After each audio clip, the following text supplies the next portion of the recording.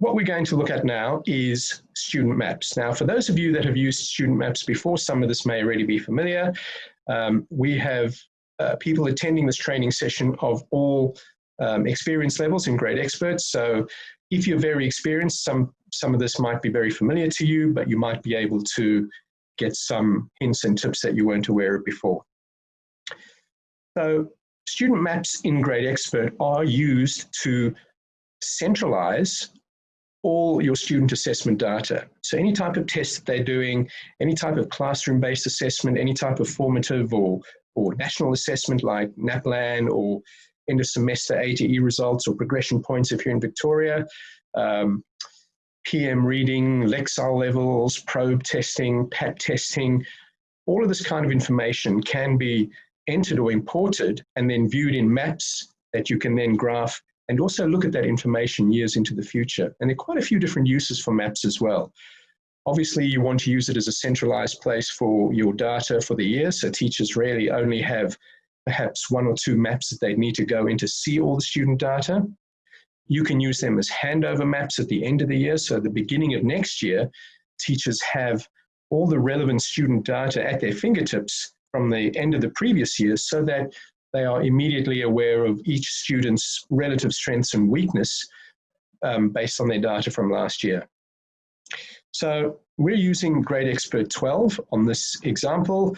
If you're using GradeXpert 11, it's almost the same in terms of maps. There might be a couple of extra things, but we do recommend that everybody upgrade to GradeXpert 12. This is something that we need to do for you or certainly help you with because your server needs to be upgraded first. So again, just send us an email and we will schedule in a time to upgrade your system as well.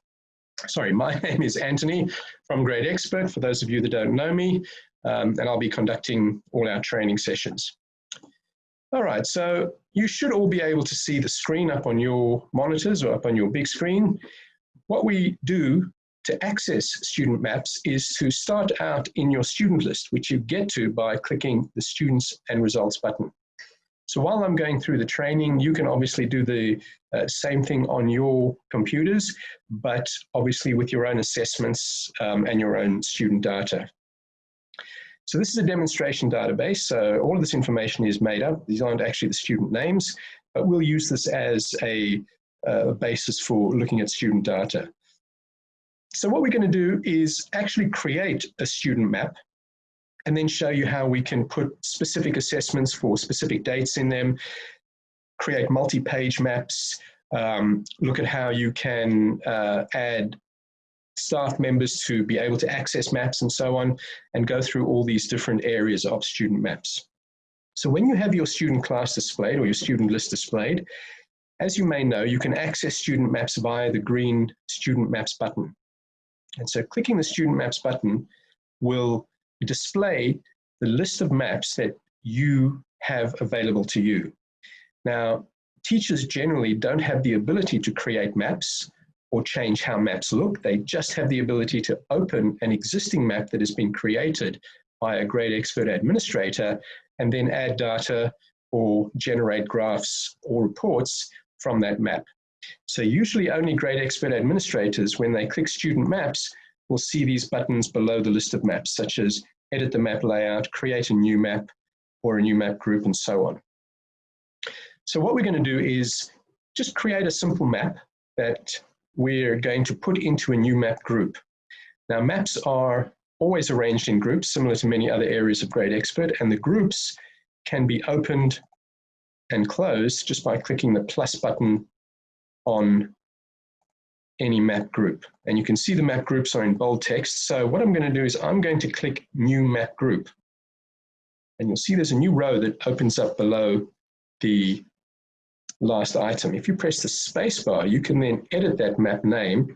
And I'm just going to call this Testing Map Group for now. So that's essentially just creating an empty map holder. There's no actual map defined yet, and that is done by clicking the New Map button. So if I click New Map, whatever group we're in, that is where the new map will be added to, but you can of course move that map between groups by clicking the blue up or down arrow. I'm just going to leave it in the Testing Map group for now, and I'm then going to click Edit Map Layout, which now allows me to define how the map is going to look, what data goes into it, what terms or semesters that data is for, and who can access that map. If you don't have these buttons, then that means that you're not an administrator, and that is something that the administrator does do. So I'll just click Edit Map Layout to begin with, and you'll see then the map layout screen is shown in a format that you can now start playing with. This map setup screen allows you to add assessments and different pages to specific maps. So you can see that the default setting in the bottom half of the screen is a single map page called New Map Page. Obviously, then we haven't added any assessments to it yet, so that is the next step. Usually, though, it's a good idea to plan out what you want in a map before you start designing it in GradeXpert. So just make a list of the assessments, the time periods. For example, you might want PM levels for 2020 term 1, 2, 3, 4 in your map, and that can be a single map.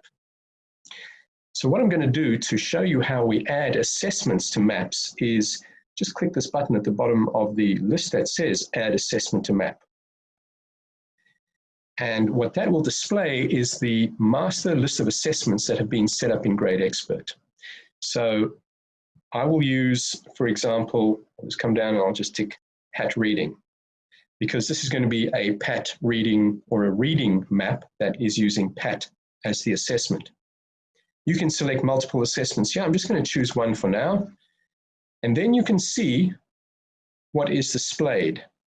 We have our first column in the map is going to be called Literacy PAT Reading, and it is going to show the results from PAT Reading of the stay9, the scale score, and the test number. We haven't yet defined a year or a month or a term or a semester.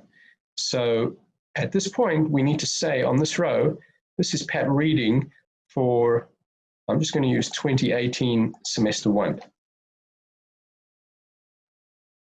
So what I've done now is I've set up a map that is actually going to have 3 columns. It's going to have PAT Reading stay9, PAT Reading scale score, and PAT Reading test number for 2018 semester 1. And it's going to be read only because this allow edit box has not been ticked. This allows you as a GradeXpert administrator to make columns editable or non-editable depending on usually the where you are in the year. So if you set up a map that has term 1, 2, 3, 4 columns, you only want the current term to be editable so that the teachers don't accidentally enter data into the wrong term. So let's have a look at how this map looks. I'm just going to click Save and Close now. And on my new map group, I'm now going to click Open Map. And what you'll see now is a 3-column map for the students that I had selected previously, containing data that has been previously entered. Now, this is a read-only map. This means that we can't enter any information in. And we know it's read-only because the column headings are in grey text. They'll be in black text if it's editable. Each column tells us, or each column heading tells us what the assessment is, what the time period is for that assessment. For example, here it says 2018 semester 1. The third line in the map heading tells us what the result type is that we're looking at. So in this case, it's a stay9, but the next column is the scale score, and the column after that is the test number. And then the row below that tells us the range of allowed values for that result type, for that test. So stay9s are between 0 and 9. A scale score is between 0 and 100, and the test number in this example is between 0 and 15. All these parameters are changeable, editable in your settings for your master assessment list. So that means that you may want your scale score to go from 0 to 180. So we would just change that in the master assessment list. All right, now let's say we wanted to actually make one of these columns editable. We click Student Maps again. We click Edit Map Layout again, and that takes us to our map setup screen. And all we do then is tick that box that says Allow Edit. When we save and close that map and open the data itself, you can now see that the column headings in black text allow us to type values in. So that's a very easy way to control what columns or what terms or semesters are available for teachers to enter data into. You can have one map for the entire year and only enable the current terms columns for editing when that term begins and turn that off when the term ends.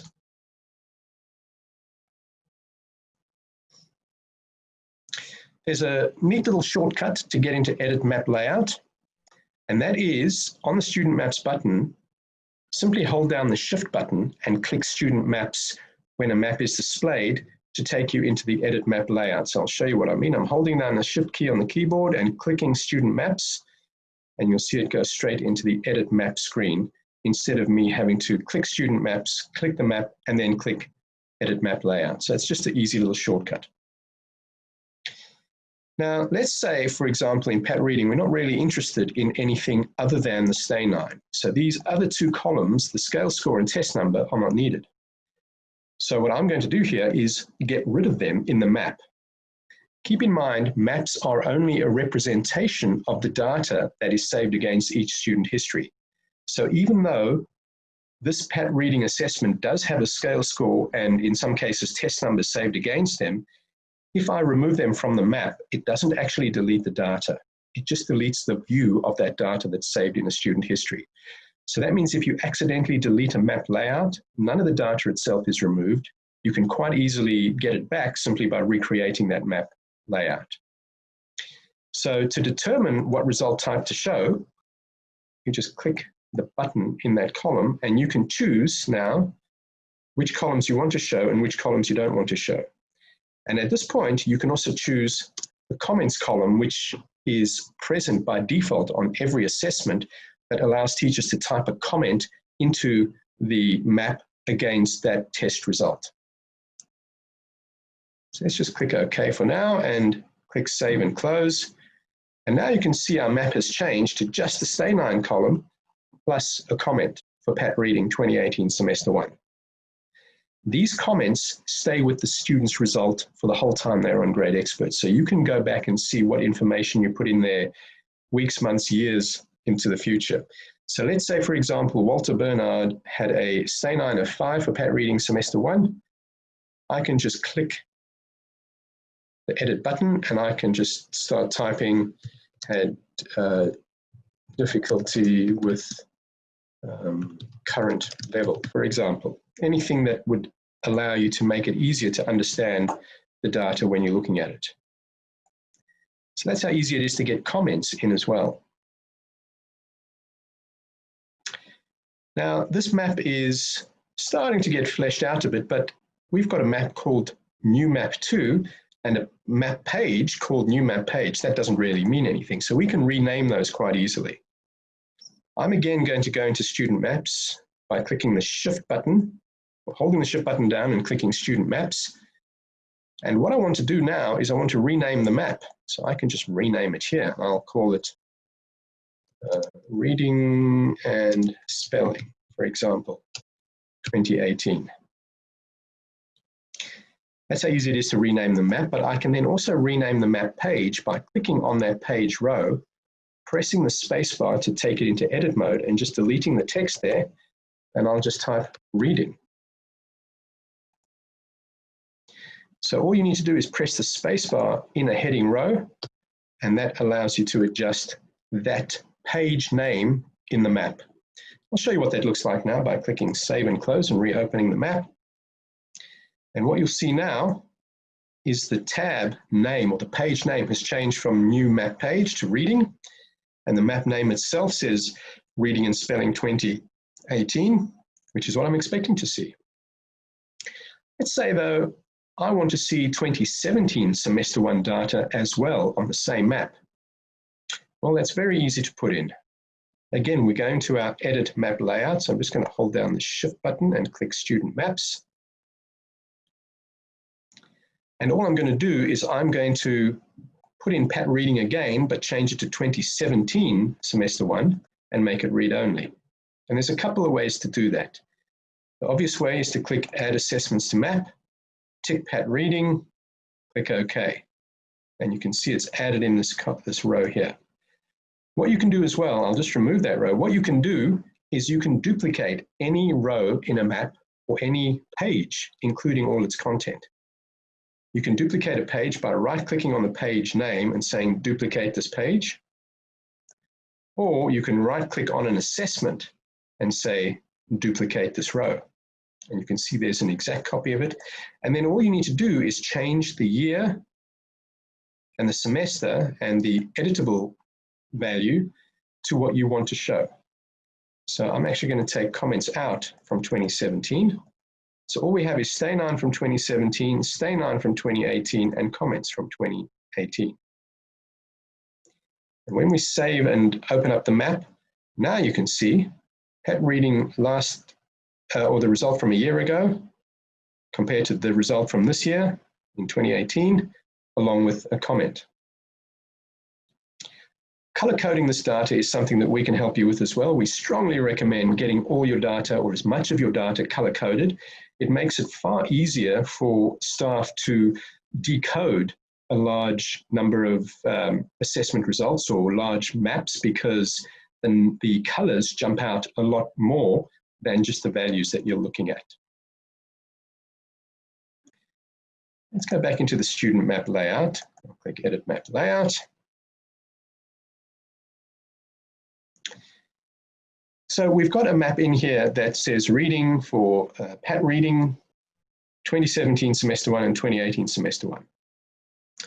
Let's say now we want to add in additional assessment data because we want to be able to triangulate the students' reading ability across different reading assessments.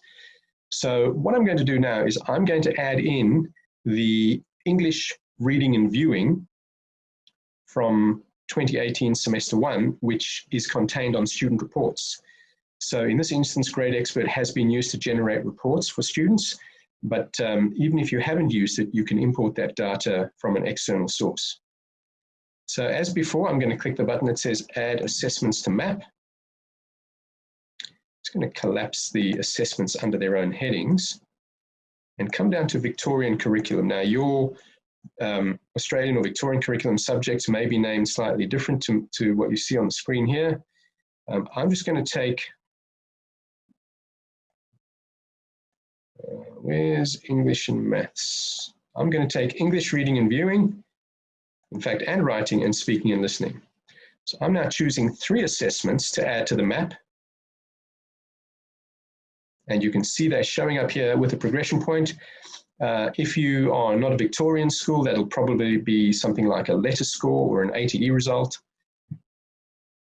And then what I'm going to do is I'm going to change all the years back to 2018, semester 1, and 2018, semester 1, and 2018, semester 1 for all my 3 strands of English. Let's have a look at what the map looks like now. Now you can see additional data for the assessments we've just added in that are, again, read-only. So you can imagine how useful this type of view is at report writing time, because you can look at previous data from previous reports, as well as other assessment data that allow you to make a much more informed teacher judgment when it comes time to writing your reports, or even when you're just analyzing student data in class, because you may find that a student is having difficulty with reading.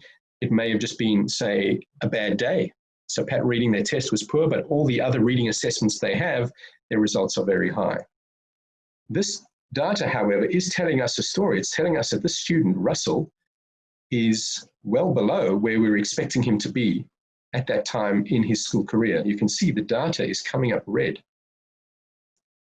You can see then Finley also, his PAT reading scores were below the expected level, but his progression points, his end of semester results, were at the expected level. Green is above, yellow is at, and red is below in this particular example.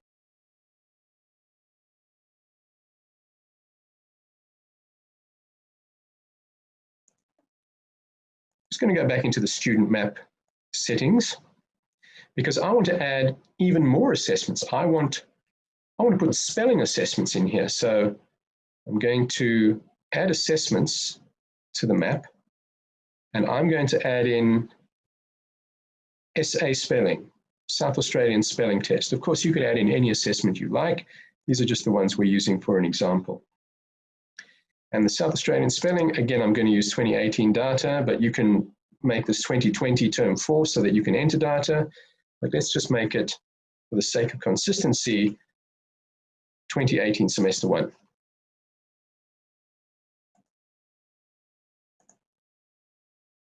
So there is our South Australian spelling test result, a raw score out of 72 that has also been color-coded.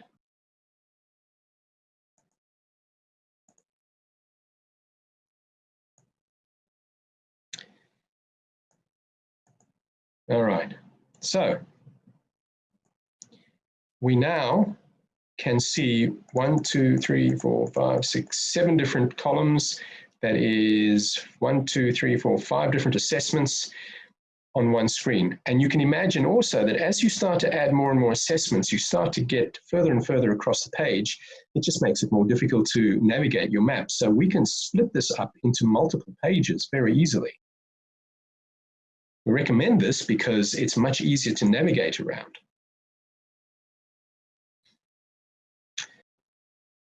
I want to put South Australian spelling on its own page. So I can split up the assessments that are on a single page into multiple pages just by clicking Add New Page. And whatever row I'm on at the moment, the new page will be added after that row. So if I click Add New Page, you can now see it's put South Australian spelling on its own page in the map, and it's called New Map Page 2. We don't really want to use that as a map page name, so I'm just going to press the space bar in New Map Page 2, delete the text there, and I'm going to call this spelling.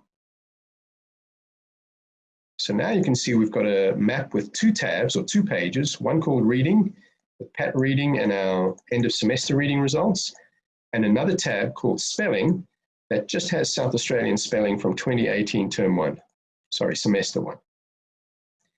When we now look at the map again, you can now see that we've got 2 pages, reading and spelling, and we can switch between them quite easily. And it just makes everything more compact and easy to move around. You can get rid of pages as well in the same way. If I go into edit that map layout and I want to get rid of the spelling page heading, I can just click remove the item. Or I could remove the entire page, which would also get rid of South Australian spelling, but I just want to remove that page row. And that takes me back to a single page, all with reading on. I'm not going to save that because I actually want to show you how it looks with the 2 pages.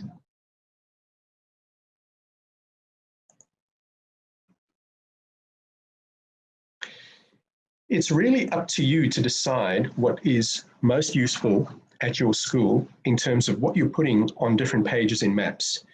You may have a map with South Australian spelling, term 1, 2, 3, 4 on a single page. So let's just duplicate that row, duplicate that row, duplicate that row, and I'll start with 2017 data, semester 1, 2017 data, then semester 2, and 2018 data, semester 1, and 2018 data, semester 2. So I've put an entire, or 2 entire years worth of data on a single page. Semester 1, semester 2, 2017, semester 1, semester 2, 2018. So you can put 1 year or 10 years even on a single map page if that is what is going to be most useful to your staff. Every school works slightly differently. In fact, most people work slightly differently. So it's a good idea to get input from staff before you create new maps about exactly how they want to use it and what data they want to see on the single map. We would recommend trying to put as much data in a single map as possible, because that means that teachers don't continually have to go into a map group, open up a new map, go to a different map, open up another new map, and so on. Everything is in one place that they need to access. Again, that is completely flexible. Whatever is most useful to you and your school is how you can set it up.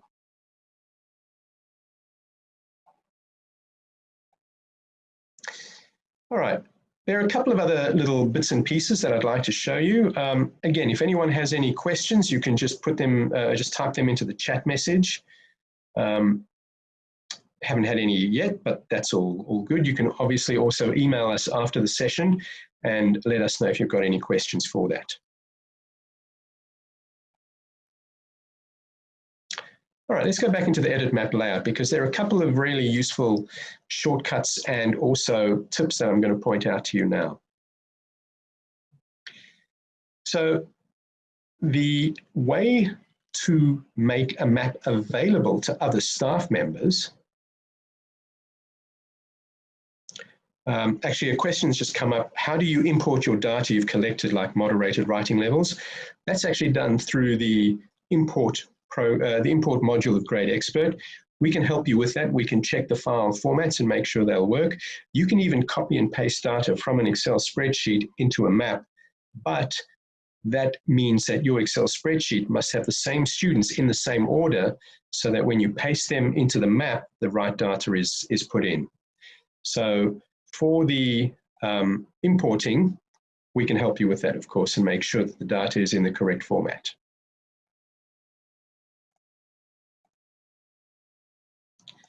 Great. All right, so if you're using your maps for things like semester reports, or you have a map set up where you want data to be entered and keep track of what data has been entered, what we've got here is we've got, in this example, teachers can only put in a stay 9 and a comment for Pat reading. I'm just going to change that just to a stay 9 only.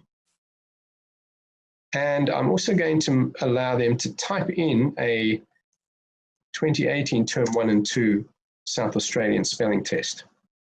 So I've now got 3 pieces of data that need to be entered by teachers. And what I want to do is I want to be able to keep track of how much they've entered per student. So on this little drop down above the map, there's an option that says, don't show complete, or show the number of completed results, or show the percentage of completed results. I'm going to choose show the number of completed. And let's see how that looks when I open the map. You'll see there's a new column just before the data is displayed that says number completed. 2 out of 3, 1 out of 3.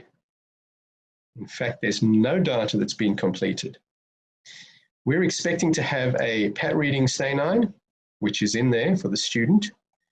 We're expecting to have a spelling result from semester 1, which is in there, but it's not in there for semester 2. So this is telling us across the whole map how much data still needs to be put in. This is especially useful at report writing time where each student has a set number of items that need to be entered. As soon as I put in a result here, I'll just put in 22, for example, you'll see that the number of completed changes to green. So the teacher can be then confident that that data has all been entered. The other thing you can do with this is double click on that cell and it will take you to the cell with missing data. So if I double click on Matthew Flynn's number of completed items, it takes me directly to the first item that's missing. So if I put in a result here, 44, you'll see it changes to 2 out of 3. If I double click on that again, it takes me back to the other missing column.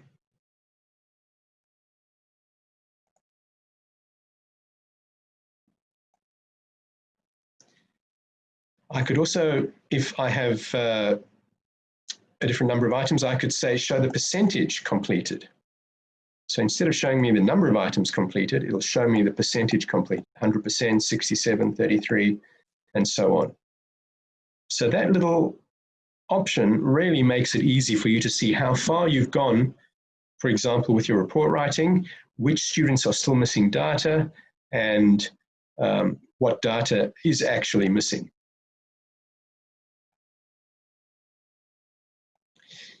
As you create a new map, you are the only one that can see it. You're the only one that can enter data or modify the layout. So other teachers won't see this testing map group on their system or on their map list until you make it available to them. And it's a very easy process to do that. Go back into your map layout screen. And in the top right corner, you've got two options. Either this map can be accessed by everybody, and in that case, you'll just tick available to everyone. Or you can make this map available to specific GradeXpert users. So if this happens to be a map that is, say, for example, your junior school assessments, you can choose just your junior school teachers, and they will be the only ones, other than yourself, who can open this map to enter data. This means that you can reduce the number of different maps that are shown to teachers when they have to choose what map to open, and makes things simpler on GradeXpert for them. The fewer pieces of information we display that aren't relevant, the better. So you can also just tick available to everyone if all staff at the school need to be able to use that. Keep in mind though, that if you've selected everybody in this list by choosing their names individually, and a new teacher arrives at the school and they're set up as a new user on GradeXpert, they may not be able to see the map because their name is not yet added into the list of users in GradeXpert. So if this is something that's intended for everybody, tick available to everyone, and then all staff will be able to access that map for data entry. All right, and we've now also seen how you can make maps available for editing, or at least the individual items. So allow edit can be turned on and turned off at any time. If we go out of the edit screen, now you can see I can make changes to my regression point or A to E data in this example. All done, if I hold down the Shift key and click Student Maps, all done by simply ticking or unticking the column that says Allow Edit. So that's the difference between data that has been imported that you don't want to allow teachers to edit. You'll make sure that that Allow Edit column is turned off. Or if teachers come over to you and say, actually, we do need to be able to modify the 2017 semester one data for PAT reading as well, all you need to do, if that data is shown in the map as read-only, is just tick Allow Edit on that row, and you'll then see that you can now make changes to that data.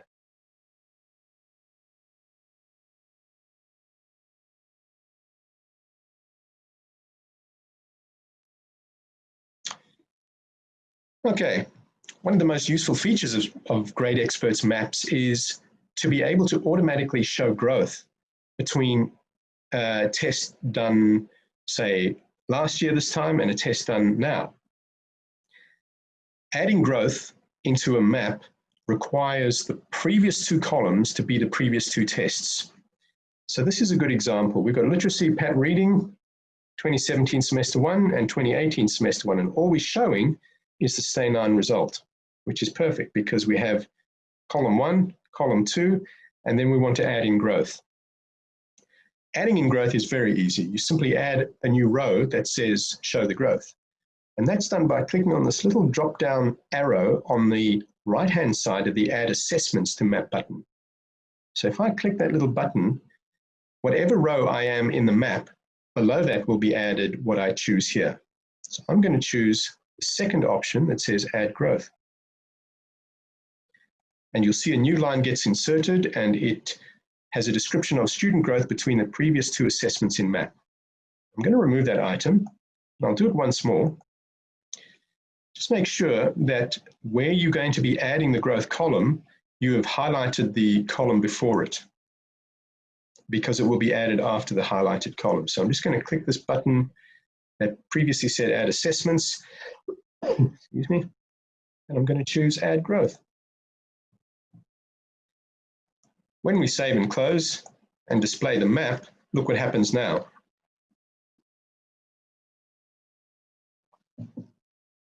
GradeXpert has automatically added in a third column after the two test results, semester 1 2017 to semester 1 2018, and automatically worked out the difference between the two scores, which in effect is telling us how much growth has occurred. Look at this student. Russell went from a Stay 9-1 to a Stay 9-0, so he's gone down. He's -1. Other students have gone up 1 level.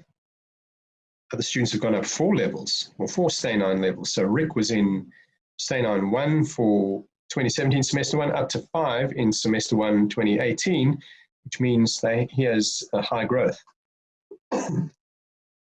We can sort any of these columns. So if you want to see who's exhibited the most growth, you just click in the column heading that you want to sort. And what that does is puts a small triangle in that column heading. And this tells us 2 things. Firstly, it tells us that this is the column that we are sorting, and as well as the direction that we're sorting. So we're sorting in ascending order. We can click that column heading again, and you'll see it goes in descending order. And we can apply this to any column. If I wanted to see speaking and listening, or I wanted to see essay spelling, lowest to highest, I can just click in that column heading, and I will then see lowest to highest or highest to lowest. This also works for non-numeric values, because in many cases we give non-numeric values a numeric equivalent behind the scenes. So what we would do is we would do, for example, an A to E result. So an A would be a 5, a B would be a 4, a C would be a 3, and so on. And that means that when you're graphing data or sorting data, it sorts and graphs in the correct order.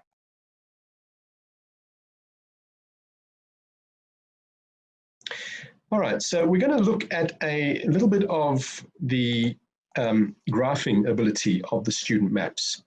So we've gone through some fairly straightforward setting up of student maps.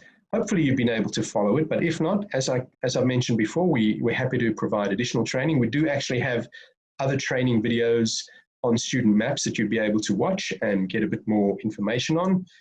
But for now, what we're going to do is assume that you've got some maps set up already, or some data in the map that you've just put together, and now we want to do some graphing of that data. Now, graphing data in a student map is very easy. You can always just click the graph map button, and what that will do is graph or create a graph for every single column on that page. The other way we can do it is to choose which columns we want to graph, and often across multiple pages. And we do that just by clicking in the column heading where you've got that little box next to the result type, and you can see now PAT reading 2017 to 2018 are highlighted. I can now click the graph map button, and that shows me the PAT reading Stay 9s from 2017 to 2018, with the current student highlighted in red. There are, of course, a number of ways that we can modify these. If we're looking at this particular data, we might want to look at the students' data next to each other. So we can go click the options button and choose group graphs. And this allows us to choose the option to say group them all together. And then what we can see is their semester 1 result from 2017 to semester 1 2018. All those colors are a bit similar, so that's probably not the best view of it. I think these colors have been defined in, yes, they have been defined. So actually what I'm going to do is I'm going to take map columns from different pages. I'm going to take my PAT reading 2018 semester 1, English reading 2018 semester 1, and South Australian spelling from 2018 semester 1. So I've now chosen 3 different assessments. If I graph them, we get PAT reading, English reading and viewing, and South Australian spelling all on a single page. And as we saw before, we could choose the option to group them all together. And this gives us the relative results for each student grouped together. So each student has 3 bars indicating the 3 different assessments. There are dozens of ways of making these graphs customized to exactly what you want to see. One of the handy features is to be able to take let's just do PAT reading on its own. So I'm going to untick the other 2 charts. What I want to do is I want to see the student's progress over time in this subject. So then we just click the options button and say the current student, so in this case it's Rosalind Leonard, show their progress over time in this assessment. And I'm going to choose all results, which means GradeXpert will pull in as many results as it can find. They don't have to be in this particular map, but they have to be in the database, and plot them in chronological order. So this is now just Rosalind's data for Pat reading with her progress over time in stay nines. And you can see down at the bottom of the graph along the x-axis, we've got 2016 semester 1, 2016 semester 2, and 2017 semester 1, and 2018 semester 1. So this is plotting her progress over time, and it's measured in this instance against the average for the whole year level when she was in that year level. So she's been above average for the first 3 results, but at the expected level, or at the average at least, for the most recent result. We can then just click Next Student. We've only got 2 results for Russell, but we've got 5 results for Jerry. And we can just keep clicking through that. So this was the option that we selected called Current Student Progress Over Time for all results. This is really useful for performing analysis of perhaps trends, seeing how your whole cohort is progressing over time, because this horizontal purple line is telling us how the whole cohort is performing. That's the average result for the whole year level. So we can see in 2015 semester 2, the average stay 9 was a 5, but then it dropped down to a 4 in semester 1, the subsequent year, but then back up to 5 as an average, which is about what you'd expect to see. 5 is usually about an average for a stay 9. And there's dozens of different things we can do with these graphs. What I'm going to do is have a look at the distribution of stay 9s from 2017 to 2018 for Pat reading. So I've selected just these 2 columns. You can unselect columns across the whole map quite easily just by right-clicking and choosing Unselect All Columns on all pages. And that means they've all been unselected. You can then select those 2 and choose Graph the Map. Now this is useful, but I actually want to see, well, how many kids are on a particular stay 9 level for 2017 semester 1 in this cohort? So this is called a distribution graph. So I'm going to choose distribution of results as a bar chart. I'll do the same here. And now you can see how many students have achieved each level.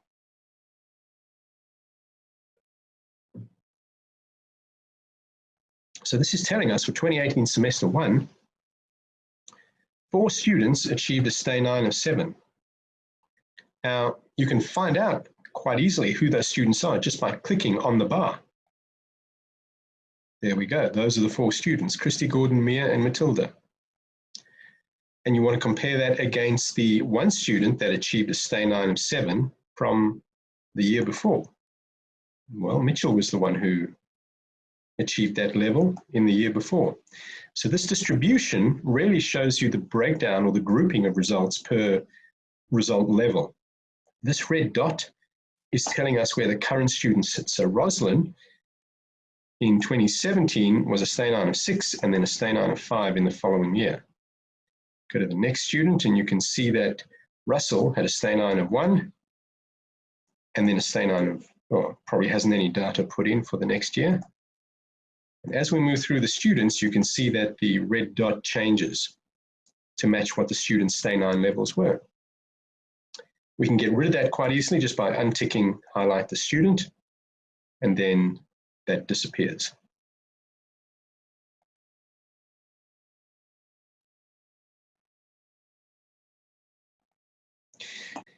In the same way that we can select columns to graph, any selected columns can also be printed. So I'm going to take my semester 1 data for South Australian spelling from 2018. I'm going to take my Pat reading stay 9. I'm going to take my 3 English strands. So I've selected 5 different columns across 2 pages. I can then just click the print map button. And this then gives me a hard copy printout of that data. So obviously it's not graphed, but it does retain the colors that have been defined for that particular assessment. So you can print these maps out quite easily just by choosing the columns you want. As with the graphing of the map, if you don't choose any columns, then everything on that page will be printed or graphed.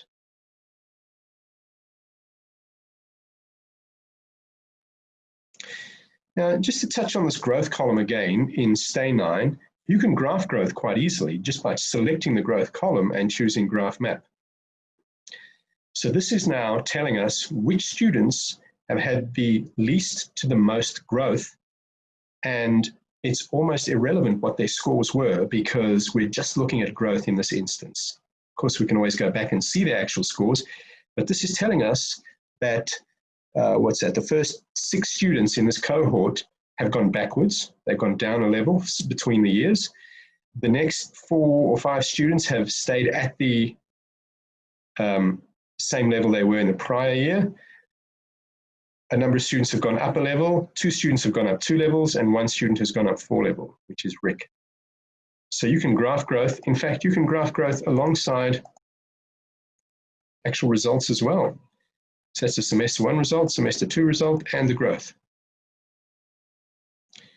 For some people, it might be easier to look at 3 graphs on a single row. So you can change how many graphs show up on a row just by changing this graphs per row to between 1 and 4. Let's leave it at 2 for now. One of the other questions that comes up quite often is how can we get rid of the names at the bottom of the graphs, because we don't want other parents to see student names. We just want to see we just want them to see their own child. So all of the graph appearance settings are done in the options button. And this particular example is the horizontal labels. So across the x-axis, at the moment, it's set to first name and surname initial. So Gordon V, Leslie G, and so on. I'm just going to choose none. Now, I like the way that this graph is set up, and I want to do the same thing for the other 2 graphs. I can do it manually by clicking Options, Horizontal Labels, None. Or, once I've got one graph set up the way I like it, I can click the Options button and choose the final item in this list that says Make all graphs look like this one. Pretty simple. It applies all the same settings from your current graph to all the other graphs. And now it's very easy to discuss Rosalind's outcomes with her parents at a parent-teacher meeting, or print this out for reports and so on. And you've got a lot of the supporting data here where you can see what other students are getting, but you don't know who those other students are because we want that to remain confidential. So that's just a little look at the graphs. There's quite a bit more you can do with graphs, and if you want to find out some more, of course, let us know and we can help you out, or we can point you in the direction of our other training videos. Now, with version 12, you actually can split your student list by gender. So this is a very easy way to do it. So I just want to see, for example, the distribution of results for males in semester 1. So I can do a distribution.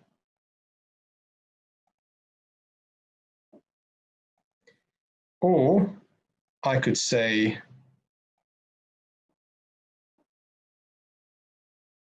is that map distribution? Yep.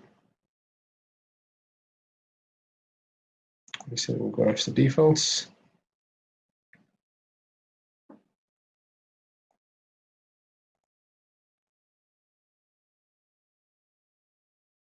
So we've seen how to add growth, how to add maps to columns to maps, how to graph data, how to look at some of this graphing information by just clicking the graph map option, changing what data appears on here.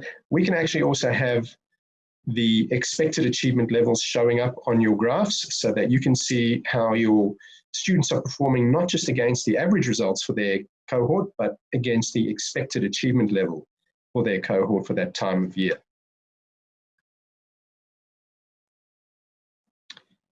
Now, what also becomes quite useful is once you've set up your maps, you may want to reuse them for subsequent years. Very easy to do that. What we're going to do is we're going to create a duplicate of the existing map and then just bump up all the years. So this one, for example, is called Reading and Spelling 2018. It contains some data from read-only data from 2017, plus data for 2018 that we can edit some of that data. So we're happy with the map setup. Teachers have been using it all year. Next year rolls around and you want the same map, but you don't want to get rid of the old map. You just want a new map with the updated year levels. That's done very easily. Watch this. First thing we do is we click this button that says create a duplicate map, which will create a copy of this map. So I'm going to click the button that says create duplicate map. And you'll see now that the map name says copy of Reading and Spelling 2018. So I'm going to edit this so that it displays Reading and Spelling 2019, for example. And then I'll save and close that.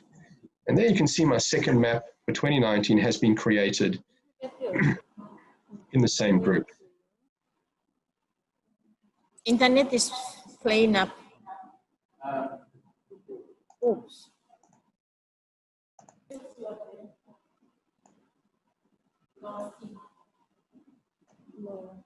Okay, sorry, I think we've just got a internet connection issue with some of our attendees. Let me just get that set up.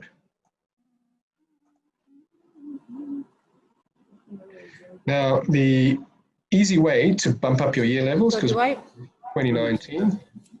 No need to start the video. We just watch from there.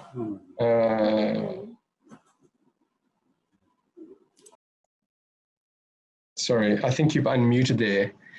Itamara, yep, let's just keep the mute on. That'll be the safest way. So what we're looking at here is a map where we just want to bump up these years. Yes, we can go and choose 2019 there and 2019 there and 2018 there, but all you need to do is click this button that says increase year number. And the message that comes up before we do it says this will increase the year for every row in this map by 1 year. For example, 2018 becomes 2019. The existing terms, months, weeks, and semesters are not changed. So if I click yes now, you can see that the 2017 has been changed to 2018, but semester 1 is still there. 2018 has been changed to 2019, and so on. So that's a nice, easy way to look at data for subsequent years. So there's the previous data from 2018 semester 1, and now we can put in our 2019 semester 1 data. So that's a real handy function at the end of a year to be able to say, these are my 5 or 10 or 20 maps that I've been using. So I just want to create a duplicate of each map, increase the year number, name it to what I want to call it, and then we're good to go.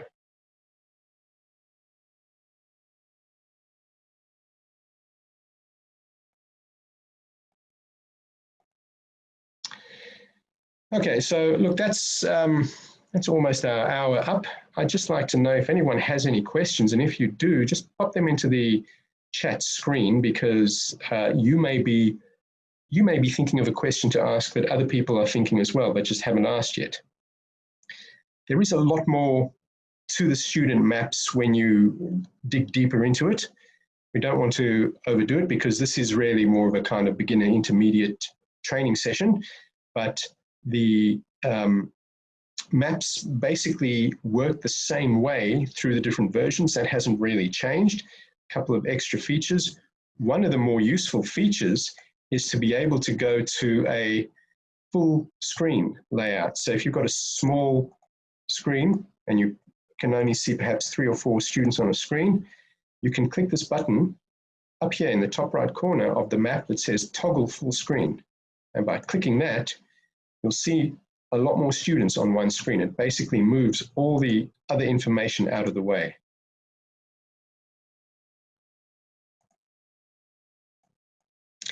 You can then, of course, just click that button again, and you'll be able to see the full map again. A couple of questions have come up. What does the merge map layout do? That basically takes 2 maps and pulls them together. So I've got my map with reading and spelling, and I can collapse it into the individual pages that way. There's my reading, there's my spelling. And if I click merge map layout, I can say, all right, well, what pages from a different map do I want to add into this one? So let's just choose Big Toe Science 2018. And there you can see now this map has got additional information from another map. So if you've got 2 or 3 or 4 different maps that you want to combine into a single one, that's where you'd use the merge map layout. Of course, this Big Toe assessment was just a made up one, but when we open it now, you'll see it's not just reading and spelling, it's reading, spelling, plus some additional information. And these maps can contain data from a number of different assessments. We've got a map here called Literacy 2017 Master, and you can see what we've got here is you can have up to 20 pages per map. Touring curriculum, English, PM benchmark, on-demand, writing moderation, PAT reading, magic words, single word spelling test, NAPLAN, PAT growth, PAT effect size, quadrant data, triangulation of data. You can basically put almost anything you like on maps, including teacher comments, including attendance data, and graph that quite comfortably.